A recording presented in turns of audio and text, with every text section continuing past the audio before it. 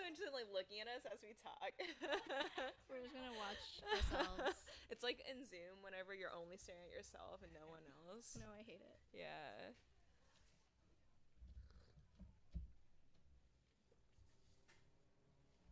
Is everyone here from Berkeley? Oh, very cool. Okay. Oh, there! I saw someone shaking their head. Yes. Oh, I was so interested in like looking at us as we talk. Oh, okay. Where are you exchanging from? Ourselves. Okay, like very Zoom cool. whenever you're only Welcome. staring at Who else is Oh, not yourself from and no one Berkeley? else. No, I hate it. Yeah. Generally, however you want to define that. Is everyone here from Berkeley? Oh, okay. Oh, very cool. Okay. Oh, there! I saw someone shaking their head. Yes. Oh. I was so That interested in was like just looking us. at us as we Repeat it. talk. Okay, where are you exchanging from? Ourselves. Okay, like very Zoom cool. whenever you're only Welcome. multitasking. Who else is not from Berkeley? No, I hate it. Generally, however you want to define that. Is everyone here from Berkeley? Oh, okay. Oh, very cool. Okay. Oh, there! I saw someone shaking their head. Yes. I was so interested in like looking at. That's true. Yeah. Yeah. Wait. Is anyone here not from Berkeley?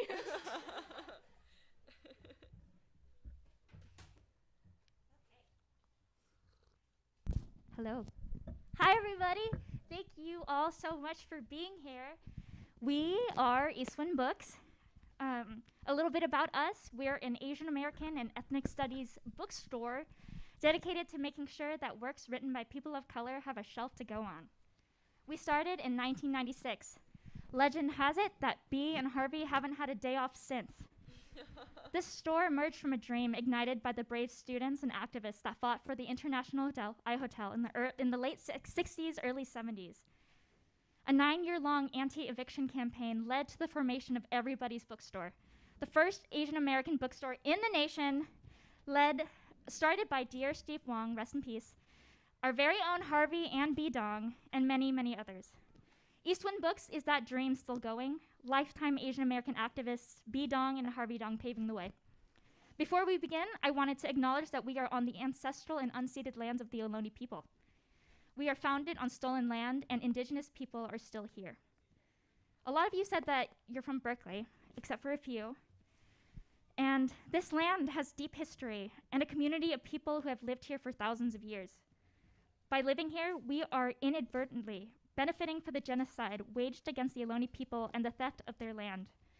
Whether we know it or not, however we may feel about it, this is an inescapable fact. The civic infrastructure, the economic system, the private development, and the consumption of natural resources in our society are all connected to and in different ways built upon the colonial occupation of this land and the violent displacement of the Ohlone. The Shumi Land Tax is a voluntary annual contribution that non-Indigenous people living on the Confederated villages can make to support the critical work of the Sogorea-Tea Land Trust. The Shumi Land Tax directly supports Sogorea-Tea's work of rematriation, returning Indigenous land to Indigenous people. Another way we can give back is by eating. Cafe Ohlone. Co-founder Vincent Medina calls it a love song to the Ohlone culture. Cafe Ohlone is a one-of-a-kind culinary and educational experience. Every meal of luxurious Ohlone cuisine educates the people of their culture. Their menu has expanded throughout the pandemic, with new sustainable sources of traditional foods added to the menu by season. Fine black oak acorn soup, bay nut truffles, Ohlone salads, San Francisco Bay Dungeness crab and king salmon, seared Venetian backstrap, Tamales Bay mussels and clams, soon to be served Olympia oysters, and so on. Be sure to check them out. They are located outside the Hearst Museum of Anthropology on the UC Berkeley campus at Bancroft on College Avenue. Now, before we begin, let me quickly introduce our beautiful, amazing, talented authors. Pik-Shuen Feng is the author of the debut novel Ghost Forest, which won the Amazon Canada First Novel Award and the Rakuten Kobo Emerging Writer Prize. She has received fellowships and residencies from Kundiman, the Asian American Writers Workshop, Malay Arts, and Story Knife, and her writing has appeared in Guernica, Lit Hub, Poets and Writers, The Italian Review, and elsewhere. Born in Hong Kong and raised in Vancouver, Canada, she now lives in New York City with her husband, Ben, and their rambunctious dog, a 50-pound doodle. 38. 38, sorry. Laura Gao is a queer artist, author, bread lover, and nomadic traveler. Originally from Wuhan, China, Laura immigrated to Dallas, Texas, and began their art career by doodling on Pokemon cards, and later featured in NPR, The Mocha in NYC, and most notably, her parents' fridge. A graduate from the University of Pennsylvania, Gao worked as a project manager in San Francisco before April 2020, when in response to anti-Asian racism and rampant misinformation about Wuhan, Laura published a webcomic, The Wuhan I Know, on Twitter, where it went viral and attracted attention from several book publishers. The comic inspired their best-selling graphic memoir, Messy Roots, which was published in March 2022 with HarperCollins. Besides drawing and fighting off early onset back pain, Gao enjoys biking, jamming out to music, and watching SNL. Laura's pronouns are she, her, and they, them. All right, take it away, you two. Awesome. Wow. Thank you so much. Also, there's still some seats in the front if you guys in the back. Yes, don't be shy. There's definitely one seat for you, David. There's great seats. Yes, we have goodie bags for those who sit in the front. No, I'm kidding, we don't. But, you'll get all of us. So, Pik-Shuen and I, we read we read each other's books over the past couple weeks, raved to each other about how amazing they were, and we came up with a couple of topics we were really passionate to talk about in front of all of y'all. And hopefully in the end we'll have some time for maybe like a question or two, so keep that in the end as well. But I want to start off with talking about how for Messy Roots and for Ghost Forest, we both write in forms of these like short memories all put together, or like a bunch of different vignettes as like a story structure. I wanted to like talk about how did you choose that? Was that something that you knew from the beginning you wanted to do, and how did that what were like the difficulties and or opportunities that presented to you when you wrote Ghost Forest? Yeah, so similar to you, I also came from a visual art background, and I was in art school at the time, so I was writing these voiceovers for my video art, and they just came out in very short vignette forms. And after a while, I just wrote more and more of them and arranged them, rearranged them. I wasn't really thinking about the structure consciously, but then in the process of editing, I was thinking about, since my book is a lot about grief and memory, and it's not linear, so a lot of it was like associative from images and words and sounds even. So it started off as like an intuitive kind of process, and then in the editing it became more consciously like non-linear, like circular, and I was thinking of this spiral structure as well. I was really curious to ask you, because I noticed in Messy Roots there's also kind of like a circular quality, because it begins in this, there's like a ping pong scene, and then kind of returns there, starts in like Wuhan and kind of returns there. So I'd love to hear how you were thinking about it too. Into the mics, yeah. For Messy Roots, because it came originally as a webcomic that then got a lot of attention, and a lot of publishers were like, hey, do you want to expand more upon it as an actual graphic memoir? When I started writing it, at first, my very first draft focused primarily on my accounts during COVID, my accounts with anti-Asian racism and my family in Wuhan, and it really dug deep into that. But then as I started writing more, I realized that a lot of the main central themes is around identity, how I came to love my identity as a queer Asian American during this time where being all these different intersectionalities is really hard to do.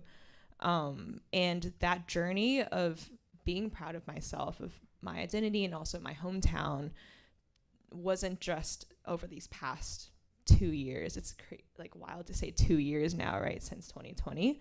But it was a journey from the moment I was born and the moment I immigrated over and jumped from home to home.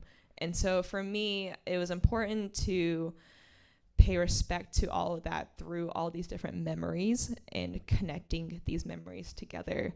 And I tried to interweave the like the present and COVID and the political space there with the past to show that whenever you're talking about identity, there's so much that you have to untangle from the past with the present. You can never like leave either behind, right? And you'll always keep drawing back to it no matter what. So as people read Messy Roots, hopefully they can catch when, you can see the parallels between what I went through back then and then what people are going through now during COVID. Yeah, it also makes me think of, I had a conversation with the author Catherine Chung a few years ago about narrative structure and identity, and I don't know, we were talking about like the traditional 3-act structure being more like a Western structure, like with like the rising action, climax, and falling action, or denouement or whatever. It's like more like a patriarchal, westernized narrative, and whereas like, I don't know, now there's more and more stories like ours that are, exploring different forms. It's exciting to see. It is, yeah. Especially for myself when I was writing Messy Roots. So I was a terrible English student. I remember I only took one writing class in college, and because I was a business student, so they're like, oh, you don't need to learn how to write. And I chose the one that was comics so that I could read the least amount of words in the class. And lo and behold, I did become a comic artist. But I remember when I was first writing Messy Roots, I didn't even know how to structure it. And my agent was like, hey, there's like this really cool book called Saving the Cat. Maybe it will help. So I did use Saving the Cat, which is like a very popular book for those who don't know, Saving the Cat's like a really popular book for outlining screenplays. But like the part that I kept having trouble with was, in the end, there'll always be like some giant climax, and then there's some solution, and then everyone's like happy in the end, right? But then I'm like, how do I like climax my identity journey, right? And like, what if there is no solution? Like, what if I'm still figuring out myself, right? At this like, at the time, 24-year-old, now I'm 26, and I kept rewriting my endings over and over again because I just couldn't come up with a resolution. And then finally my editor is like, you don't have to have one. Like, so many people are still figuring stuff out. And I think that is the beauty of you and I being able to write in these unconventional ways and have people buy our books and really love it for that. Yeah, I'm so happy you share that, because I love the ending of your book and I felt so inspired by it. Because I mean, we'll talk about home probably later, but I mean, we could go there now if you want. It just we don't have to stay in, as you said, no set structure in our books or our talks. Because I mean, for me, it was like a really expansive definition of home, and it wasn't like a resolution as much as like kind of a beginning, or defining your own beginning. I liked what you wrote in your book about collapsing proximity with love, and then you talk about how that is what also you think influenced you to keep moving around, because you wanted to be always the first to leave. I wanted to just like hear your thoughts on what to like dig deeper into what you were meaning with that. So I mean, just to create the context for everyone else, so the narrator of my novel grew up in an astronaut family where the father lived in Hong Kong, and she and her mother and sister and grandmother lived in Vancouver, Canada. And because at some point near the end of the book, she realizes that because of this distance, at some point in her life, she collapsed proximity with love. And so for her, throughout her life, she's always leaving because she doesn't want to be the person that's left. And yeah, so I think I'm just really curious about, or really interested in home, like not as a place, but can it be like people? Can it be nature, or like a community? So that's why your ending really resonated with me, because there was the line about creating your home from the roots you've nourished with the people you love. Yeah. Oh wow, you got it like word for word. Yes. Yeah. I also really resonate with that, with the idea of collapsing proximity of love and not wanting to be the one left behind. Because growing up, also like after immigrating, and even after we immigrated to Texas, I remember I moved schools almost every single year until middle school. And there were many times in which like my parents would be gone for years at a time, and I would just be raised by my grandparents. And afterwards I realized that I never wanted to be in that situation where I felt left behind again, because it made me feel like this is no longer my home if I didn't have the people or like the things that made it the happy place it was. And I still find that today, where like I keep moving around, and I enjoy like my nomadic life, but at the same time I'm trying to figure out how do I encompass all these different places and people that I've met throughout life, and as you kind of said, like create that into my own home. Yeah, it's kind of like this longing, like a feeling you can't really have it all, or Yeah, yeah. um yeah, and like what you said about kind of with the narrator's relationship with their astronaut dad. And do you want to kind of describe that like astronaut dad concept for those who maybe haven't read about it? yeah, it was just leading up to the 1997 handover in Hong Kong. A lot of, like, hundreds of thousands of families left, um, mostly to Canada, the US, or Australia, or the UK, and the fathers often stayed behind to work and provide for their families.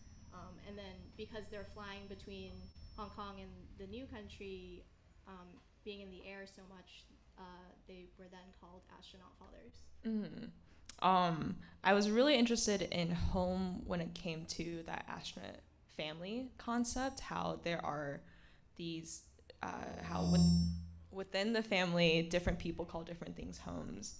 And there's this cross cultural conflict between the narrator and their dad every time they visit in Hong Kong, or I think in Hangzhou they visited once too. I'd love to hear more about how you navigated that conflict, and also made both the narrator and the dad quite complex characters. Like there's never any like a single person that felt like they were right or wrong. Yeah. I think, I guess for me personally, I feel I'm actually thinking about a line in your book, which where you say, like, if you wanted me to be the perfect Chinese kid, like, why did we come here? Yeah, Or, basically, yeah, we should have just stayed there. Yeah. So that just really resonated with me, because um, that was my experience too, and I think I was trying to capture that struggle that I experienced growing up, because I don't know, when you're a kid and you immigrate, you're just trying to survive, and you're just trying to, like, fit in, and it's so rough when your parents then have this kind of idea that you're not Chinese enough, or like, oh, why aren't you doing these certain things like the way that kids in Hong Kong would. So I was trying to capture that, but I also, yeah, it was really important for me to um, just explore different sides. Like, also, like everyone was going through their own struggles, and um, it's hard to see what the other side is until maybe, like, we're older and able to reflect on it. Yeah. Yeah, I like the part where in your book you say like in the summers when you go back, and then you had, I think one of the chapters like things people said to me, and there were different stuff of people being like, oh, like of course you're like not from here, and they would, oh, and I feel, oh, hello, okay, no, it's okay. Okay, sweet. And I feel like I got that a lot too whenever I went back, where people never thought that you could live in the middle of these two extremes. Like I would either get people really surprised I even knew a single lick of Chinese, or people who were frustrated that I wasn't completely fluent. There was never an in between, and there's so much of a different standard for a lot of these like third culture kids, like me, you, the narrator, about it. Yeah, I've also been thinking about this a lot in terms of, for example, like I feel like in Chinese families there's no such thing as boundaries. And it's very complicated and confusing because like for us, people like us, we grow up here and it's like we need boundaries to survive, and or it's like in our opinion like boundaries are healthy, and I don't know, like there's like a period where I was like, oh well, you know, is one way better than the other, but I don't know, I was just thinking that it's not that one way is better than the other, it's that people like us, we're trying to like navigate both, like because you know if we did stay in Hong Kong or Wuhan and grow up there, it wouldn't be such an issue that like we struggle with this kind of thing, but it's just that we're like dealing with both that it becomes more complex. I think when you said that about dealing with both, it reminded me of towards the end of your book, in which the narrator is trying to say I love you to the dad, because the dad is dying of his liver condition, and the dad at one point is like, you know, you're so Americanized now because in my culture, like we don't have to say it, it's just kind of assumed, right? But and like you could have easily, like the narrator could have easily been like, oh okay, like cool, like my dad loves me, he said so. But the narrator instead was like, but on top of that, I want to make sure that like I hear him say the words back, and that's important to me because like maybe in his culture he likes it that way, but like now in the way that the narrator has grown up as a Eastern person in the Western world, there's a different respect that like the narrator wants to, and I really appreciated that, of being like, no, I'm going to ask for what I want even if, you know, it is across a different culture. Yeah, thank you. Yeah, asking for what you need, just important. Yeah, no, I started doing that too with my parents. I think it took me too long to realize that each culture has a different love language, and at first I thought I would just have to accept my parents where they were, but if we ask for what we want and meet halfway, that is ideal for bridging the cultures. And I think that's something I try to explore with Messy Roots too, in the conversations that I have with my dad in the end, and being able to uncover these things that like as kids you never know were problems, right? Like, you know, you just kind of accept for the fact that maybe your parents are really angry about something, but then it wasn't until you're adult and later on to where you start to question why that is. And then in Messy Roots, you know, I find out that my dad was angry because we were about to get deported. So yeah, I cried when I read that scene. It was very touching. I cried writing it. Sweet. Do you want to jump to one of the others? Yeah, I have been dying to ask you about like your creative process and the relationship between text and image for you. How, like, do you draw first or write first, and how do you decide like what to convey via text and what via image? Ooh, that's a good question. I always write first. I write a script similar to how one might see like a movie script, and then I write I write not only like the art direction, like what the person should expect to see, and I write enough for so my editor can understand me, knowing that she can't read my brain, right? And then after I think the script is in like a good enough form that my editor and I check off on, then I start sketching thumbnails.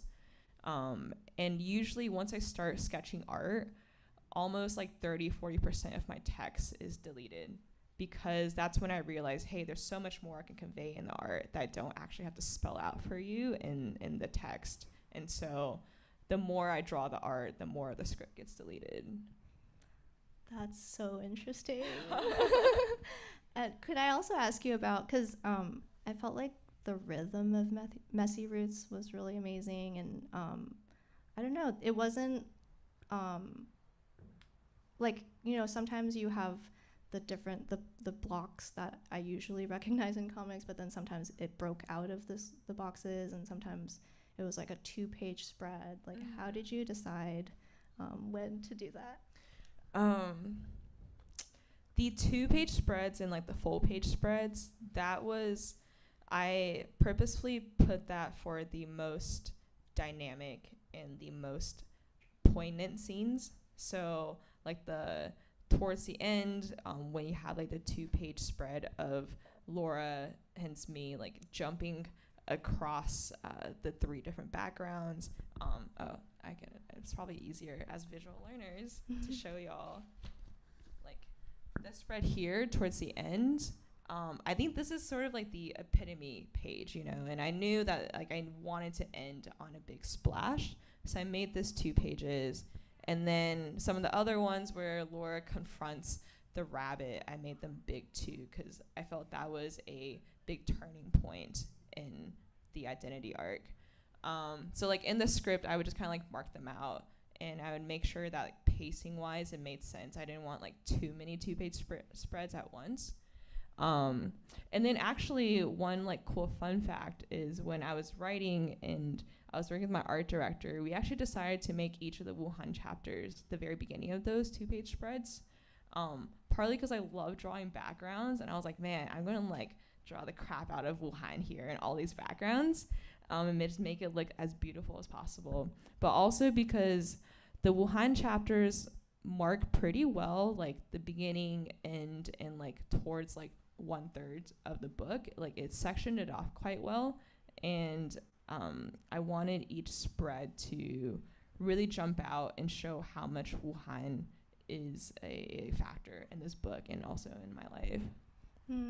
Yeah, I'm glad you brought that up, because I noticed the Wuhan chapters, they have like a very painterly background, which was really beautiful. Yeah. I definitely want to give some good credit to my colorist, to Wei Wei Shu, who's also another queer Chinese Canadian artist that I found on Twitter, and we had a great time coming up with what kind of style for the colors we wanted to do, and we were quite purposeful that like I wanted Wuhan to be more painterly, not only paying respect to kind of like Chinese painting and like Asian styles, and I want to ask you about your painting stuff after that too, but also like I don't know if folks have noticed that different locations actually have different color schemes too.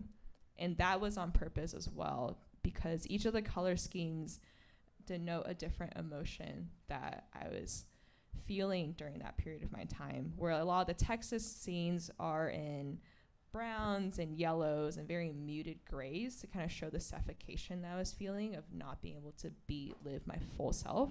And then Wuhan, we did this more like painterly kind of greens, yellows, oranges, very like nostalgic, magical. And then for Penn, which is college, and San Francisco after, we did these really bright blues and whites to show how open I felt in these places. So I think like want to give Wei Wei a huge credit for being able to convey all of that throughout the book.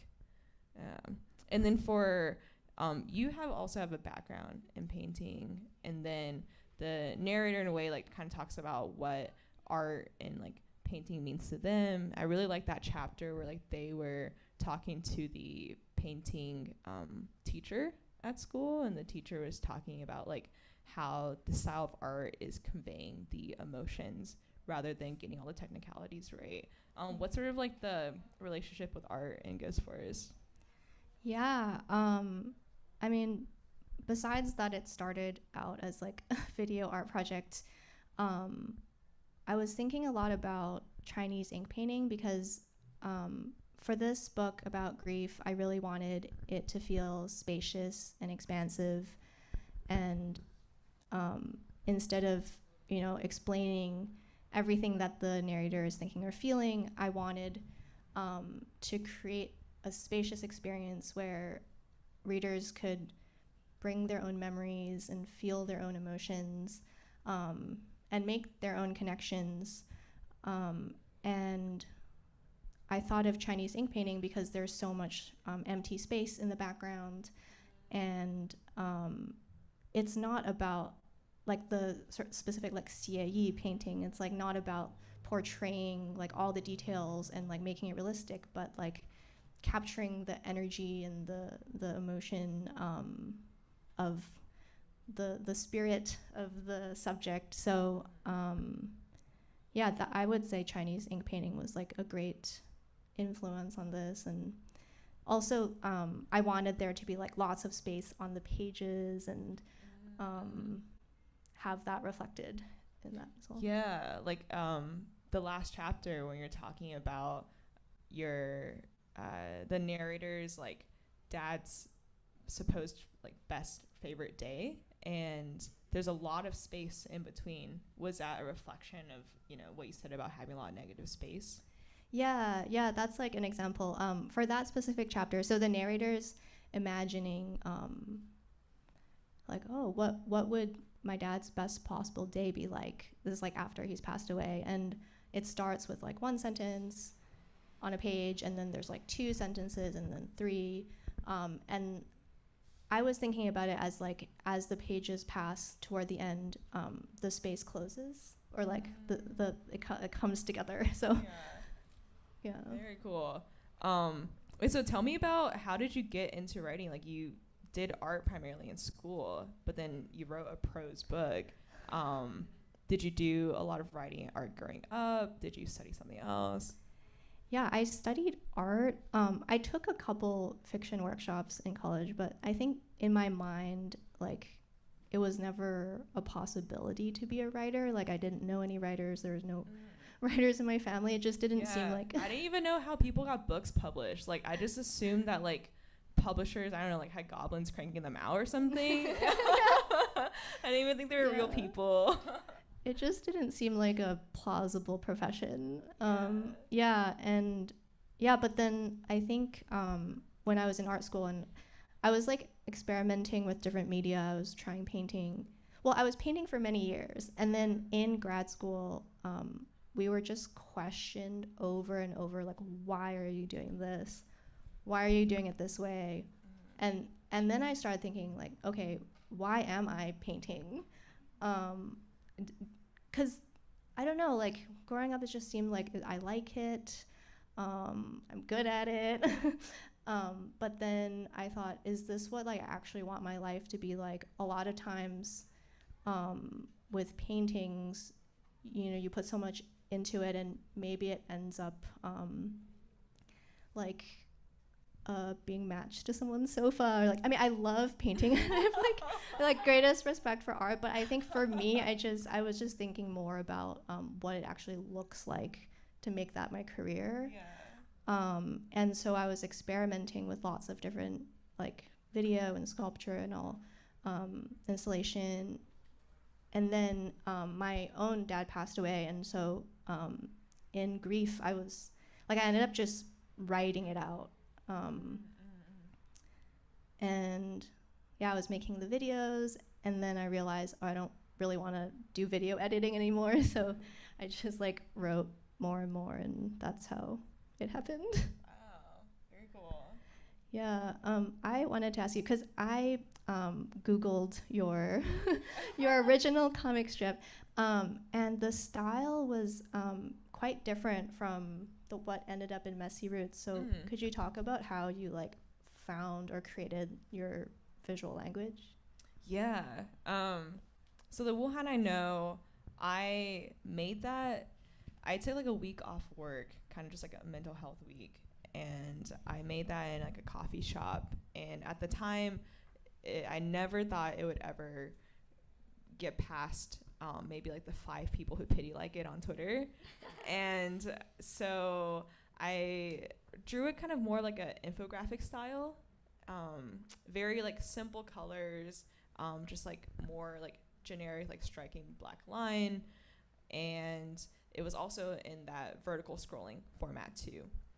And I also was not like paying attention to like how many fingers am I drawing in this person, right? It was like very like, I just want to get my emotions out, and I want to like just tell people what I love about Wuhan. And then when I made this book, I realized, oh wow, this is like the real deal now. Like when I got the book deal, I was like, this is a real deal. I want to really pay respects to everything I loved about comics growing up, and this is my very first debut book. I don't even know if I'll have any more books coming out. I do have one soon, thankfully. Yeah. And I just want to put my all into it. So growing up, I was very heavily inspired by manga. I read also like other Western graphic memoirs, like Tilly Walden's Spinning, which is like an amazing memoir. And I think I was quite inspired by like the striking thick black lines in manga, and also like the color language that like Tilly Walden and like some of these others have done. And so when developing that visual language, I kind of went back to the drawing board, and I was like, I don't want it to look infographic like Wuhan I know was. I want this to be a very poignant, emotional, and personal journey for anyone reading it.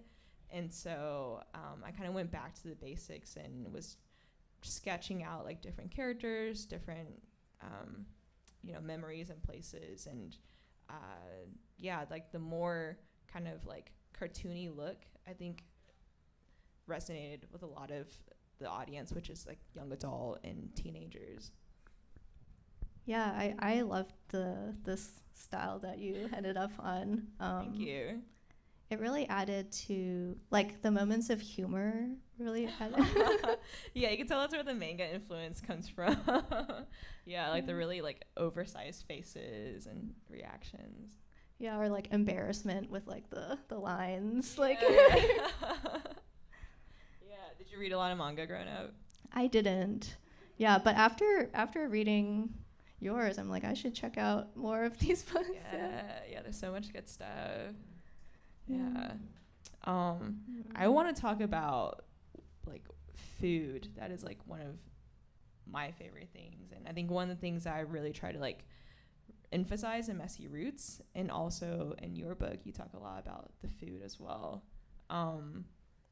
What is your relationship to food, and how do you think that was embraced in Ghost Forest? I think in my family, like, food is how you show love, and it's like, instead of asking how are you, it's like, have you eaten yet? And here's a plate of food. yeah, you just like cook for the people you love, and instead of saying it out loud, or instead of like showing it in physical affection. So yeah, that was definitely really important for me to capture in Ghost Forest and describe, like, especially like the grandmother who cooks so much for the narrator, or even when the narrator is like remembering her father, remembering like his favorite dishes. What about you? Yeah, I totally agree. Food is also just another language in my household. And I remember for the longest time after we immigrated, it was really hard for my parents to find the right ingredients to like make the dishes we grew up in, because we were in a pretty non-Asian part of Texas when we first immigrated. And my parents, like, there's a dish in Wuhanese cuisine called regamian, and that's like hot and dry noodles and sesame paste, like really common street food. And my parents couldn't find sesame paste for the longest time, so then they started making it with peanut butter. Yeah. I don't know if like your parents did the same. And I remember my mom would try to like experiment with different ways to mash up American and Chinese food, because my brother, who's 5 years younger, he was born in the States. He's like spoiled as well because he's like the baby, and he just did not want to eat Chinese food at all. So then my poor mother had to literally like cook Chinese food for me, her, and my dad, and then have like a separate only American food dish for my brother. And once she tried to like remake pizza, and she didn't know like what ingredients were supposed to be in it, so she put ketchup in there instead. And my brother, I was laughing my ass off. I loved it because like I was like, haha, this is what you get for like asking for American food. But I think it's like those memories like that made me realize how much my parents tried to express their love through food, but also like how hard it is whenever you are immigrating and like living this new culture to try to express that in the most genuine, authentic way that you know. Mm-hmm. Yeah, I want to talk about the sibling relationships because that part resonated with me as well so much, because I also have a sister who's 5 years younger who was born in Canada. And we had the exact same thing where my grandma would cook Cantonese food for all of us, and then she would be like eating pizza pockets. Like, you're like, I want the pizza pockets. Yeah. What? Yeah, but I just loved the way you portrayed the sibling relationship in Messy Roots. That there was like the what was it, the immigrant? Oh, it's like deception for immigrant sibling solidarity. Yes. Yeah. Yeah, I just feel like a lot of times in families like ours, it's like your sibling's the only one that really knows what it's like. And I felt that you just captured that so well. Oh, thank you. I love like when we talk about siblings and like the other book talks we do, because I feel like now my brother's getting more famous than me even. Everyone's like, bring Jerry, like we've already heard enough from you. But my brother, we definitely like we've experienced so much with our family and like with moving that it is like oftentimes, you know, your sibling is the only one you can talk to. And I remember just even recently, I like, for really important stuff, like not just the stuff that people read in the book of like, you know, trying to figure out what to do during COVID and like trying to not have our parents kill us because we just started a fire in the kitchen, you know, like just be even beyond that. Like when I was writing the book and Messy was about to come out, I decided to come out to my parents, and my brother was the very first person I wanted in the room when that happened. And you know, it's just like, it's things like that you can't replace with anyone else. Mm-hmm. Yeah. And I loved like the relationship with the narrator and the narrator's sister in the book too, of how every time it seemed like that relationship generated a lot of happiness and a lot of like, there were a lot of fun like jokes and like laughing periods that interspersed among like the more solemn periods of, you know, the dad dying. And it felt like without that sibling bond, it would have been a much harder journey during that time. Yeah. Can you talk a little bit more about that as you're writing that sibling relationship? Yeah. I think because it's a book about grief, but I didn't want it to feel like super heavy and super depressing anyway. Like I was looking for ways to add more moments of humor and playfulness, and the sisters' relationship was one place where I was having a lot of fun with that, like especially you know, there's a scene where the two of them are in the hospital room watching their dad sleeping, and they just end up just like imitating each other's facial expressions like at like 4 a.m. It's like for me it just felt really true to life, like even in really sad moments sometimes there's something that's really funny, and sometimes in really happy moments there's like a tinge of sadness, and I just wanted to like capture that all the different like facets of like an emotional experience. So the sister relationship was one way that I was exploring that. Yeah. Yeah. That's awesome. But you also had have a lot of scenes where it's like, you know, very sad or angering, and then really funny after. Can you talk about how you were thinking about the emotional tone? Mm-hmm. Yeah, I also, I think it's really, how should I phrase this?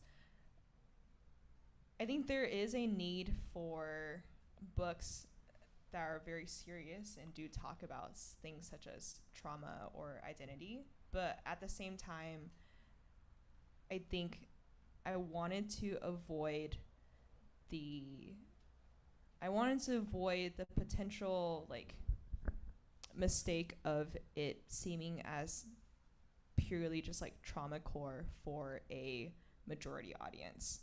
I knew that in publishing, which is predominantly white, and also for a mainstream book, where a lot of times it, you know, publishing tries to make sure that the book is palatable to the main audience, which can be also, you know, predominantly cis white. In talking about queerness and being Asian during this period of time, I didn't want it to seem like the only serious parts are the ones that like people will care about. I wanted to make sure that the main audience is actually specifically people like us who need the story to feel really empowered to be who they are now. And that's not going to be done just by talking about the traumatic parts. It's going to be done by talking about also all the joys of being both queer and Asian during this time.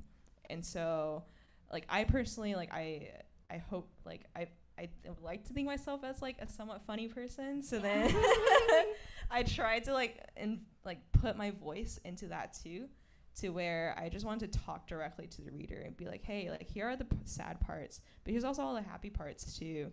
And I'll give the sad parts its pages so that you can sit with it. But I want you to be like tearing up from laughing as much as you're tearing up from crying too. Yeah. Yeah. I wanted to open up the room. Yeah. If anyone had any questions, we are actually going to use that mic to pass around. Does anyone have any questions? Could you speak more into? Sorry. Does anybody have any questions? Yeah, yeah.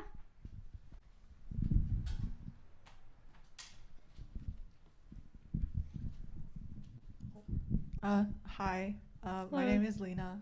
I go to Berkeley. I'm a senior. I was just curious, Laura specifically, like in the foreword, I know that you said this book was for your brother and your parents, and I think you mentioned that like they hadn't read it yet. I was wondering like if that was still the case, and like how is that dynamic? Because I know if I was as talented as you, I'd definitely want my parents to read it. Yeah. Oh man. So my brother has read it. My brother actually read my very first draft, and as like all siblings do, he like tore it apart. Yeah, Jerry.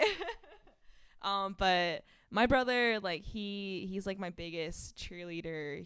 I did like an event at Penn, which he's also a student at Penn too, and he came and like just like gave my books out to everyone. And so my brother, like I love him. He has like read it many times. He like wants rights on the books too. So my parents, unfortunately, it is true, my parents have not read the book. And it mainly just is because there's a lot in it that, especially around the queerness, that they're quite uncomfortable with. And I think that's just kind of a fact of our relationship at this period of time. Like I would love one day for them to be able to read it, which is why in the foreword it's written that way. But yeah, I think it's just a difference of opinion, but I'm actually glad that without kind of their knowing like the pressure of them reading it, I was actually able to be even more authentic in the way I told my story.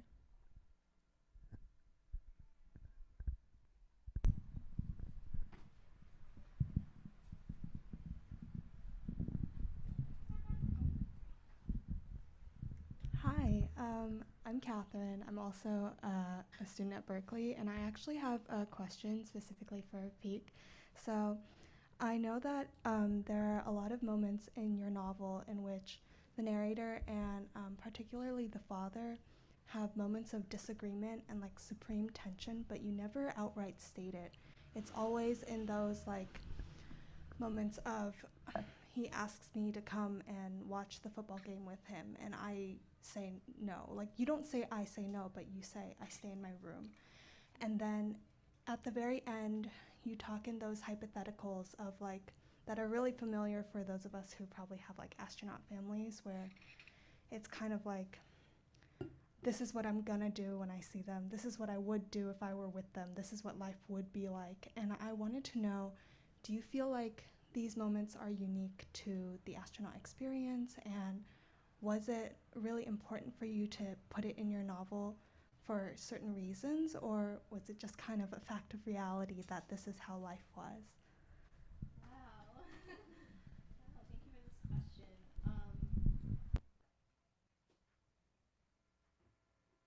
I think that,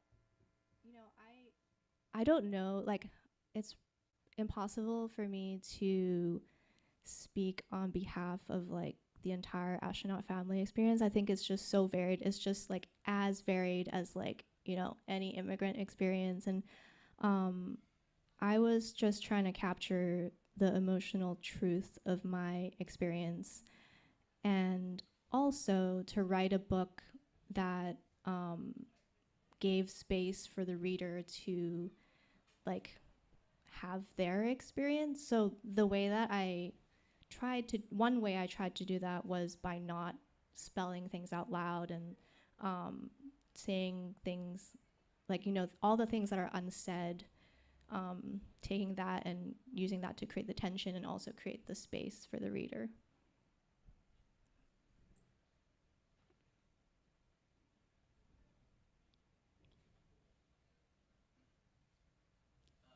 Someone online asked, what can you define astronaut family and how common is that experience?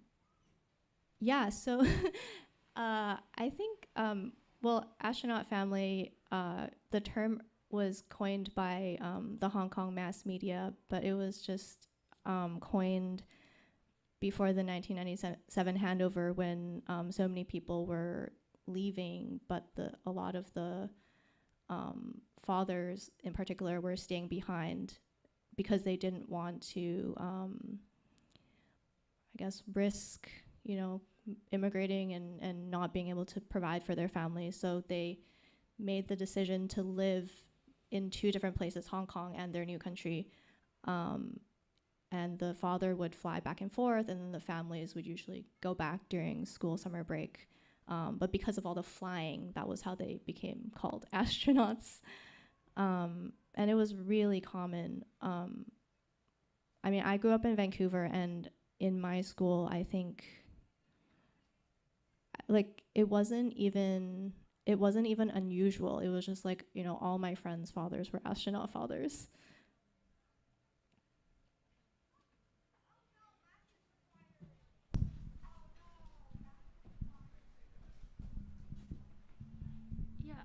For the both of you, what was like the process of coming up with your titles, and do you have any alternative titles that you would have used if it's not for you? That's a great question. So the book originally, when I pitched it, it was The Wuhan I Know, because I wanted to keep it the same as the comic. But then as I was writing more of it, and it switched from being purely about Wuhan to more of my identity journey, then I was brainstorming other titles that could represent that more. Messy Roots came because, one, I'm like a sucker for wordplay, and also in the way that it's represented different motifs in the book. The messy roots, obviously, in the most direct definition of like, when your backgrounds are kind of messy, with like Wuhan during COVID, but also being a third culture kid. But also there's like the roots in terms of my relationship with hair throughout the book, and how I viewed my hair and didn't like it growing up. I, tried to like shave off my eyebrow, to later on cutting my mom's hair whenever she was going through cancer, and like having that really emotional moment with her. And then there's also the motifs when you see the lily pads and like the roots coming in and out in the different Wuhan scenes, and how that represents like kind of laying your roots somewhere, but also your home could be changing as easily as you are. When in the end, like me and my cousins are reconnecting again, and we realize that like we all have different paths in our life that most likely won't be in Wuhan anymore. And Wuhan itself is changing from countryside to city, like day by day. Alternative titles. I actually did like a call out for alternative titles on my Instagram. And I remember these two were like quite funny that really jumped out, and then my editor axed them immediately. But Will you tell us? Yeah. So one of them, who's read American Born Chinese by Jean Luen Yang? Okay, yeah, a really, really like iconic, awesome, like, you know, Chinese American book. I thought because I was born in China and immigrated here, I was like, oh, what if I'm Chinese born American? So I pitched that. My editor was like, no. The other one was from my friend and current roommate, Jonathan. He was like, oh, you know, you're from Wuhan, but you also grew up in Texas. What if he called it Woo Howdy? So yeah, so thankfully we did not go with either of those. That's really funny. I'm really happy it's called Messy Roots.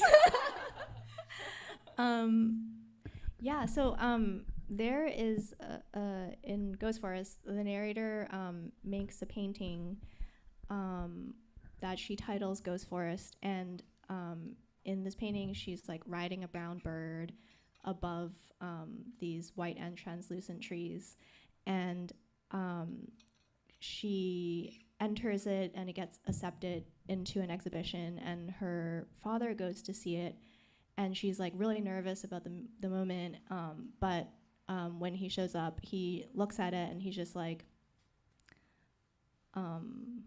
I don't even remember the words that I wrote, but it's like something like, oh, like, I don't know why you're making art like this. Yeah, there must be something wrong. Oh, there's nothing. Oh, thank you. There must be something wrong with you that you're making art like this. And so for me, it was just like a important moment that kind of captured the disconnect between the father and the daughter. And also I don't know, thought it was like a catchy title. But there were definitely many other titles along the way, like, I don't know, I feel kind of embarrassed to tell them, but like at one point it was more like embarrassing the better. Okay, yeah, I mean at one point it was like, don't worry, I'll take care of mom. Or mother tongue, because it has like oral histories from the mother and grandmother, so it was kind of like a play on that. So Thank you for the question. I don't think I've ever gotten that before. yeah, same. So before we end, I was wondering if we could have each of you read one of your favorite passages from your books. In particular, Laura, I really want you to read the last scene. The last scene? Oh, it's okay. literally a scene out of an anime, like straight up. Okay. You can use my copy.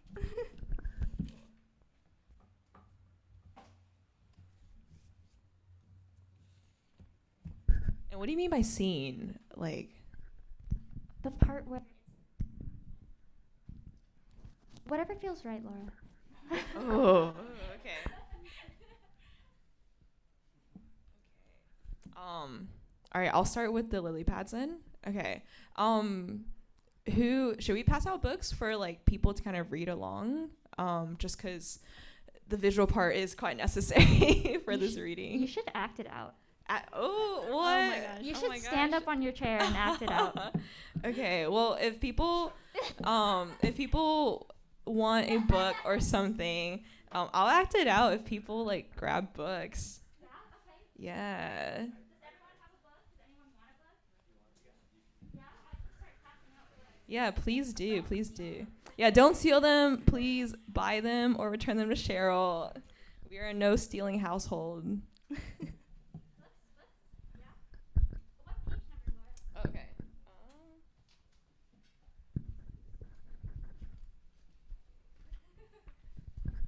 Let's start at 260.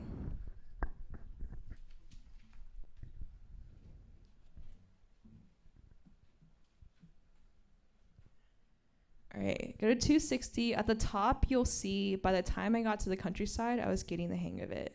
And I'll give a little quick context as people are reading, or like, as people are finding the page. So this is the last chapter, and this is me, Laura, going back to Wuhan for the very last time before COVID hits. And I go back alone this time. Before, I've always gone back with my family. And this, I saw it as like a challenge to myself of, I've come this far, you know, I've like, you know, learned the language as much as I can. Like, can I fit in finally? And so here I am back in the countryside where my dad's side is, and they're like all farmers there. So it says, by the time I got to the countryside, I was getting the hang of it. I wasn't exactly a local. And then my aunt comes in and she's like, Young, come square dance with your Arma. And me, you know, growing up in Texas, I'm just thinking about like square dancing that we had to do in the gym classes. And I'm like, oh, that was kind of painful, you know, just like square dancing around. I'm not going to square dance for y'all now. And then she's like, no, square like plaza. It's called Guangchangwu. And all the aunties are doing it. And Guangchangwu is like a really popular phenomenon in China where like a bunch of like aunties and sometimes uncles too will like just kind of dance together. And there's like actually like dance teams and they compete nationally. It's like a real deal. But then my aunt's like, but tell me about this other square dance. And so in the next scene, we actually start dancing together where like she's teaching me like her kind of like traditional Chinese dances they're doing. I'm teaching her some like the square dancing, or we're dancing together. So, you know, we're dancing. And then it says, Delia gave me a few tricks too. And my grandparents, like all they do every day now is like play mahjong. Whenever they're not tilling the fields, it's just straight up mahjong. And so here I am playing mahjong with my Delia and my Popo, which are my grandparents. And my Delia, he loves to cheat. So he was teaching me his village-style mahjong diversion. So here I am kind of just like, you know, like looking over my mahjong. And then I point over there. I'm like, oh, is that Wenjian on an ox? And Wenjian's one of my cousins. And then my Popo, this is like callback to the very beginning where like me and my cousins are riding on an ox when we're like 3 years old. And my Popo's like chasing after us with their butcher knife. Because that's how they like discipline kids back then. They like run after you with your butcher knife. And so like right as I say that, she like whips out her butcher knives like running after Wenjian, right? And that's when I swipe the mahjong tile that like makes me win in the end. And here's a little teaser for people who like actually who like didn't catch it, but there's 2 mahjong scenes in this book. One at the very beginning of one of my earliest memories in Wuhan, and this one now. And in this one, the mahjong tile you see is the letter for Shi, which is west. And then the very beginning, the mahjong tile that you see is actually Dong, which is the character for east. So it's like east to west from beginning to the end. So then the last panel you see, I'm sketching this memory. And there's me like high-fiving my Delia, and then like I'm thinking like, oh my God, has my Popa had a knife this entire time? And then she comes back annoyed. She's like, what, you won? How? And they see the reminder of like flight to San Francisco tomorrow. So like this is my last day there. And as I'm sketching, someone says, oh, Yang. And I look up and it's my cousin Lolo. And Lolo's like, one last adventure. And I, you know, caught my journal together and I'm like, yeah, let's do it. So scene change, time change, sun super high, hot in the sky. And immediately I'm like, whose genius idea was it to go fishing in this heat? And then Lulu was like, okay, it sounded a lot better in my head, okay. And we're all just like dying out there in the Wuhan summer heat, which is it's awful. I'm like, oh, we should have brought umbrellas. We're fishing out there at the pond, the same pond that like the very first scene of the book takes place in. And then Tanjie, the oldest of us and also our cousin, she sees a lily pad. So she pulls it up and she's like, oh, well, maybe we could do it. And she kind of puts on her head. Old school. And this is a callback to kind of when we did this when we were younger as kids. So we all like put on our lily pads now, and I'm like, oh, we really did this when we were kids? And she's like, yeah, I mean, like they were half our size back then.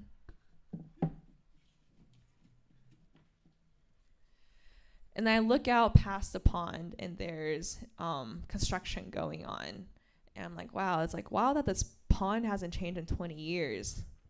And my cousin says, you know, maybe not for long. What do you mean? They're expanding the rail here. Some villages nearby have already been torn down. We're all moving out anyways. I'm heading to the city once I graduate. And my other cousin says, and I got a job in Shanghai. You know, I won't miss Popo's daily threats. And she like picks up a little twig, and she's imitating my Popo. She's like, jab, jab, you know, swipe, swipe with a little butcher knife. She's like, if you don't get married soon, I'll chop off your ears. And then we're all laughing. But then there comes this quiet moment where we realize kind of the gravity of the situation. This is maybe the last time the three of us will spend time in this pond together. And I have this like full page, like for those who don't have the book, this full page spread of me and my cousins looking down our reflections into the pond, and our reflections show our younger selves. And it says, despite the jokes, I was scared to think that the place we all called home could change in a heartbeat. But maybe this time I'd be ready.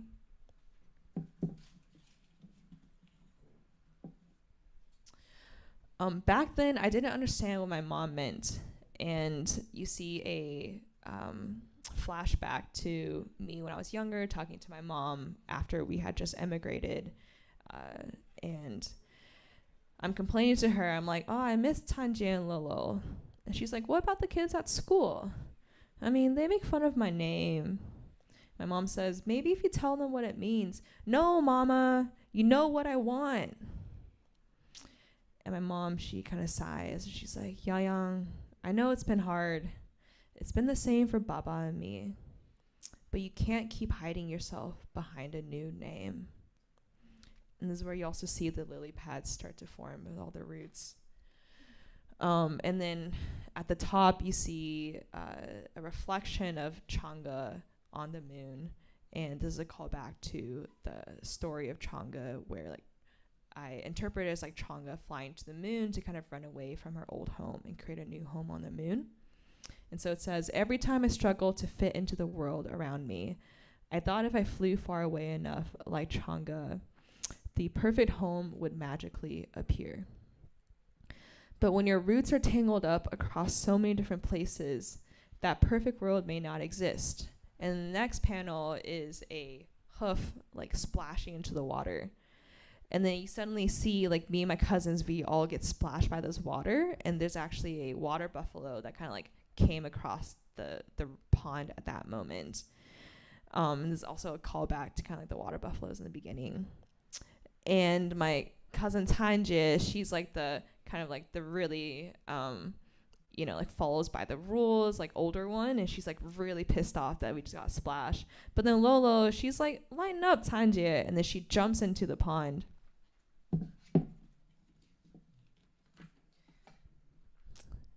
And the next page says, so I'll grow my home from the ground up using the roots I've nurtured. And you see the roots of the lily pads and like my feet standing on it with the people I love. And this frame is my cousins splashing each other in the pond. And then I look at them and they're both in the pond. And Lolo's like, what are you waiting for? And Tanji's like, Gao Yuyang, don't make me drag you in here. There's still so much about myself I've yet to explore. But right now, I'm Laura Gao. And my world is, and I take a leap forward. And then here's that 2-page spread I mentioned earlier. I'm leaping forward, and I leap across the 3 main locations of my life, the 3 different places I can truly call home and take in with me. And it says, tall and mighty like the skies. So the skies is Gal, which is the first letter of my name, which means kind of like tall and mighty. And this corresponds to Texas, because in the Texas scene, I talk about how the skies are like unparalleled, but because they go on forever, it also seems suffocating, like you'll never escape out of there. And in the middle, it has infinite and mysterious like the cosmos, and that's you. You and means like kind of the stars and the universe. And then that corresponds to the scene of Wuhan, where I talk about like the nightscape of Wuhan, like how beautiful it is to like have all the moon and like, you know, the Chang'e on the moon, the stars all shine down. In the end, and peaceful and safe like the sea. And that's the last character of my name, Yang, which means the ocean. And that is San Francisco in the Bay Area right there. The last page is me finally jumping out to my cousins in the pond. And I'll bring it all with me wherever I go next.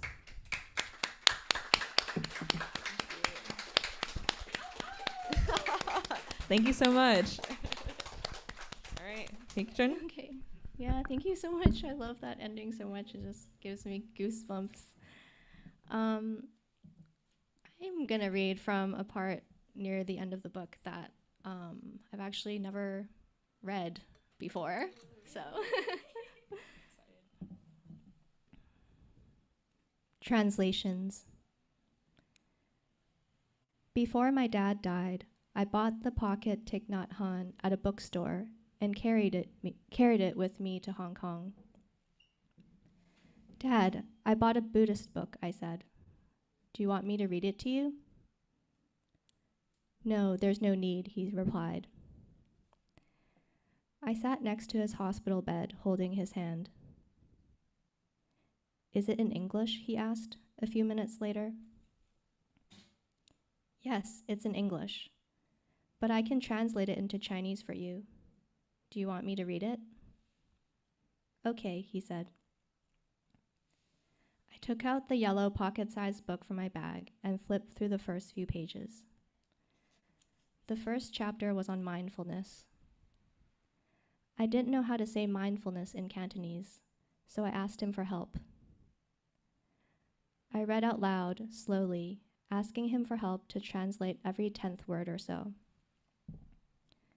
His eyes were closed. Was I tiring him by asking him to help me translate too many words? Was he disappointed in my terrible Chinese? I started sweating on my upper lip. I was translating it all wrong, and droplets collected inside my surgical mask. I kept reading until the nurses came in to inspect the tubes going in and out of his body. Then I closed the book and put it back into my bag. A few days later, my dad said, I learned something new from what you read to me the other day. Really? I asked. What did you learn? I learned that it is important to be true to yourself. Many people do whatever society tells them to do. They've lost themselves. I grew up with Confucian values, and they're limiting. I focused only on work and making a living. But I'm old now. Remember not to lose who you are. I never got to finish reading the first chapter of the pocket Thich Nhat Hanh to my dad, but we cremated the book with him because he'd said that he wanted to study Buddhism when he got better. 6 months after he died, I went back to the bookstore and bought myself another copy. In the first chapter, it says, "You are here, alive, completely alive. That is a miracle. Some people live as though they're already dead." Reading it now, I don't recall translating any of it. Okay, and then I'm going to read one other section. Hair ceremony. While cleaning out my dad's closet in our apartment in Hong Kong, my mom found a box of tapes, shot with a giant black handheld recorder my parents used in the 80s and 90s. In the thick humidity of Hong Kong, some of the tapes grew mold over the years, like little snowflakes blossoming on the surface of the film. Some of them were damaged and had to be thrown out. Of the remaining footage, many of the colors faded, creating beautiful tinges of pink, blue, and green that shine out of nowhere. My mom asked her friend to digitize the footage and brought it on a thumb drive to New York, where I was now living. In one video, dated October 1986, my mom sits in a wicker chair, wearing pink poplin pajamas with a white bib collar. She looks ahead at a mirror on the table in front of her, head tipped slightly forward, as her sister-in-law wraps a cypress leaf into her hair with red string.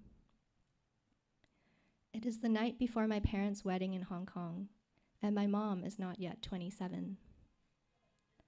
"Are you already filming?" my mom asks. "I'm filming," my uncle shouts from behind the camera. "I'll smell prettier then," my mom says, and her face breaks into a grin. Off screen, my grandma chuckles. Then one of our elder female relatives steps forward and picks up 2 wooden combs. As she runs them through my mom's hair, she says, "Yat saw do mei." The first comb combs to the end. "May your marriage last a lifetime." "Yi saw di sun mun day." The second comb to have children and grandchildren everywhere. "May you be blessed with children and grandchildren." "Sam saw bat fat tai mei." The third comb for white hair and white eyebrows. "May you be blessed with longevity." My mom bobs her head happily as everyone claps and cheers. Then 2 hands appear in the camera frame, placing 2 Coca-Cola cans on the table. In each red can stands a flaming red candlestick. "Now what happens?" my uncle's voice asks. "Now we wait until they burn to the end," someone replies. "That's gonna take so long," my uncle says. "No, it won't take long. It won't take long at all," someone else replies.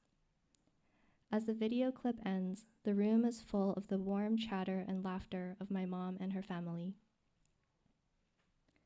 The night before my own wedding in New York, my mom came to my apartment with a set of hair ceremony tools that she brought over from Hong Kong.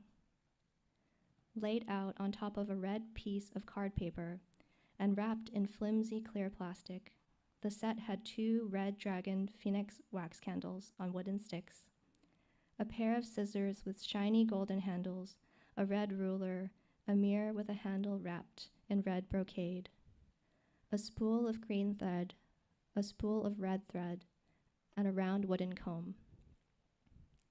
I asked my sister to film it for me. In the video, I sit in a gray chair, wearing a pale pink t-shirt and pink and white striped boxer shorts, facing an open window where I can see the moon. On the coffee table in front of me, all the items from the hair ceremony set are laid out. The pair of red wax candles stand upright in an empty jam jar flaming. Beside me, my mom bows 3 times. Then she places 3 glowing joss sticks into the jam jar next to the candles. Pinching a bobby pin between her thumb and forefinger, she slides a cypress leaf with red string into my hair.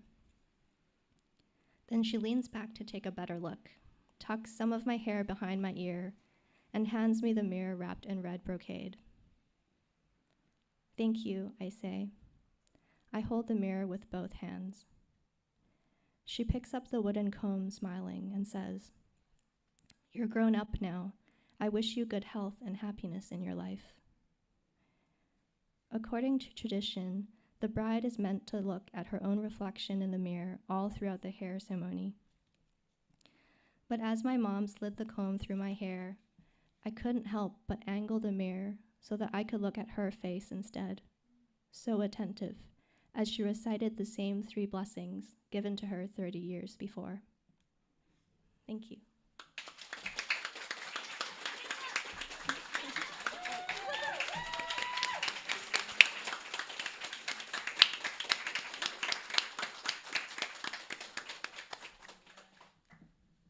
Thank thank you guys so much for being here. Thank you to Laura and Pik-Shuen for such an incredible, enlightening conversation. I'm so proud of both of you.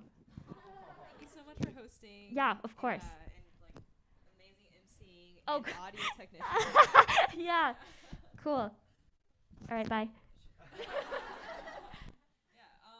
I'll be here if people have any other questions or want to do signings. Yeah, and then link Pik-Shuen as well. Same, yeah. Awesome.